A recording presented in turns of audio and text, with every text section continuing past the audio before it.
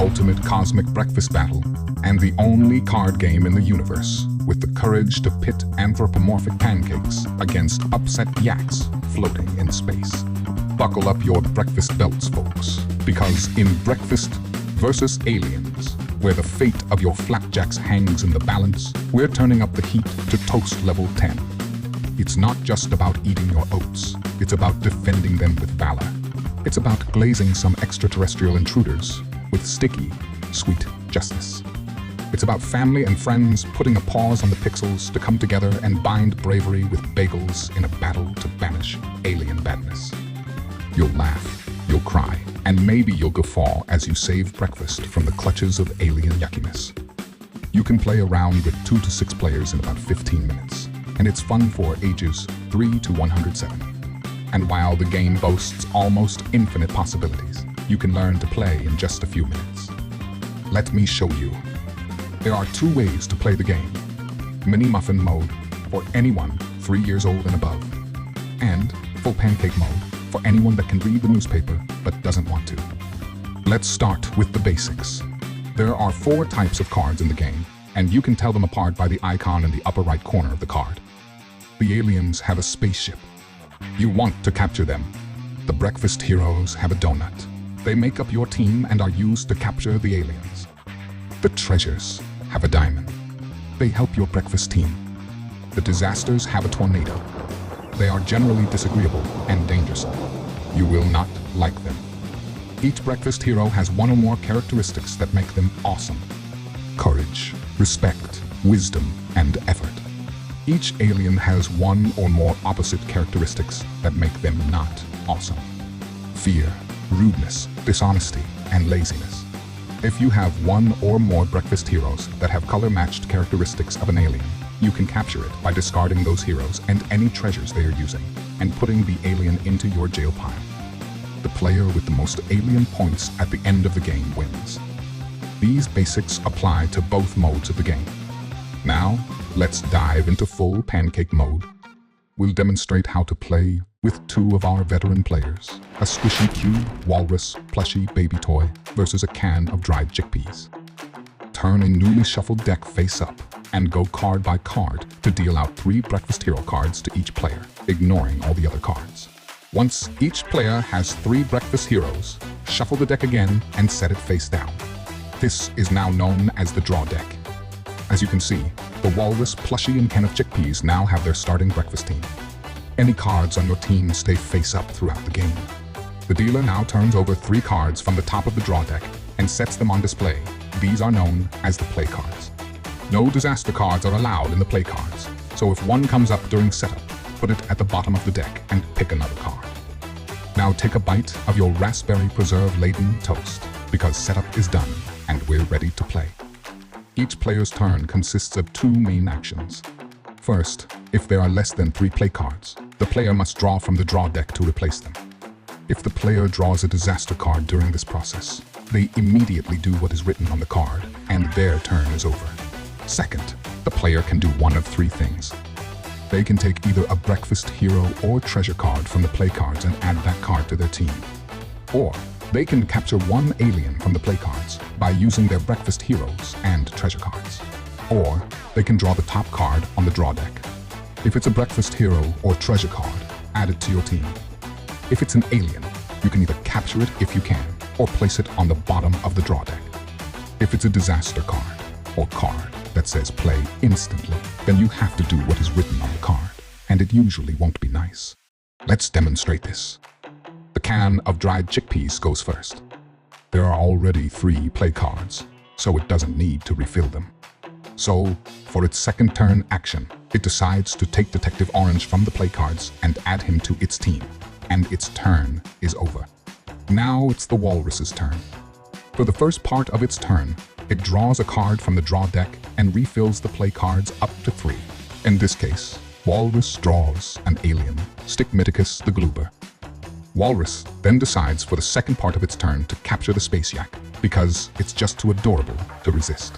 Lemon Ricotta Waffle and Don Pancake have the correct abilities to capture it. Walrus discards the 2 heroes and puts Space Yak in his jail. Back to the can of chickpeas. It turns over a card to fill up the play cards, and woe of woes, it's a disaster card. This particular disaster card, Hair in Your Milk, requires the chickpeas to discard one of its heroes. It discards Quantum Waffle, and its turn is over.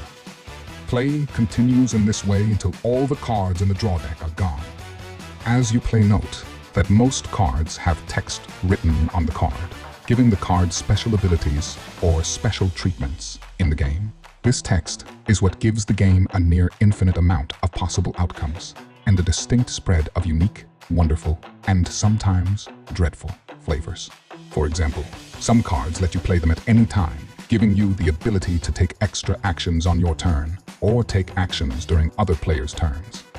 The player that draws the last card finishes their turn, and then the game is over. It's time to find out who won. The players count up the alien points for all the aliens in their respective jails. Walrus got 7, and the can of chickpeas has 5. Walrus plushie wins. The can of chickpeas blames its loss on the fact that it's better at playing mini muffin mode, to which Walrus plushie says, "Game on, sir." To play mini muffin mode, setup is mostly the same. Each player gets dealt 3 heroes. The deck is shuffled, placed face down. But there are no play cards, and we ignore all the text on all the cards. Treasure cards simply add abilities to heroes. Disaster cards add abilities to aliens, and capturing aliens is done simple by matching up heroes' abilities with aliens. Let's demonstrate. The can of garbanzo beans goes first, drawing a card from the draw deck. It's an alien, so the can of chickpeas has the chance to capture the alien cat if it wants to. If it doesn't, every player in a clockwise fashion has a chance to capture that alien as well. If no players capture the alien, it escapes to the escape pile. In this case, neither the can of chickpeas nor plushy walrus can capture the fearsome wormhole Whiffle Whiskers, so it escapes. Now, it's Walrus's turn. It draws giant stack of pancakes, a treasure card. Walrus then must allocate the treasure cards to one of its heroes to give it an extra yellow effort ability, as indicated by the yellow bar along the bottom of the card. Walrus gives stack of pancakes to Quantum Waffle. So now if Quantum Waffle is used to capture an alien, it has 2 red abilities and a yellow ability. Quantum Waffle has been beefed out. Now, it's Chickpea's turn. It draws a breakfast hero, Mayday Parfait, which gets added to its team. Walrus Plushie now draws a disaster card.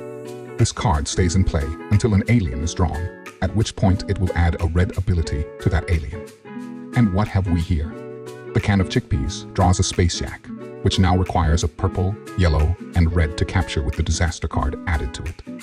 The chickpeas makes a move and captures the Space Yak to jail with the charmingly nefarious Yak. And in mini muffin mode, if you capture an alien with an attached disaster card, you add the disaster card to your jail as well. These are worth 1 point each at the end of the game.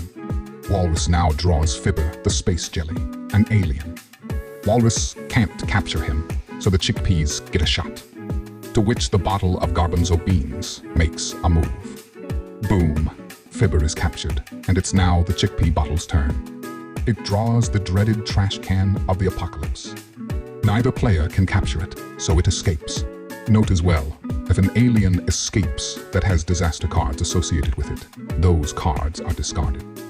Play continues until the draw deck is gone.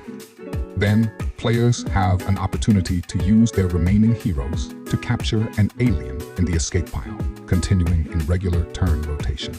It's Walrus's turn, so it makes a move to capture Space Yak. It's just too winsome to forgo. Now the can of chickpeas deploys its brand Muffin to capture Smack a Vacuum.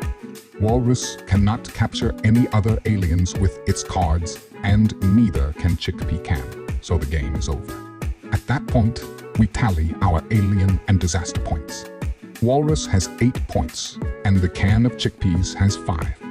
At this point, Plushy Walrus reminds the can of chickpeas it has yet much to learn, but to not feel too bad.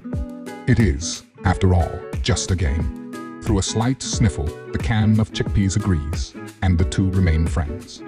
They decide to have an orange and a banana for breakfast, respectively, while discussing the latest trends in seaweed cuisine.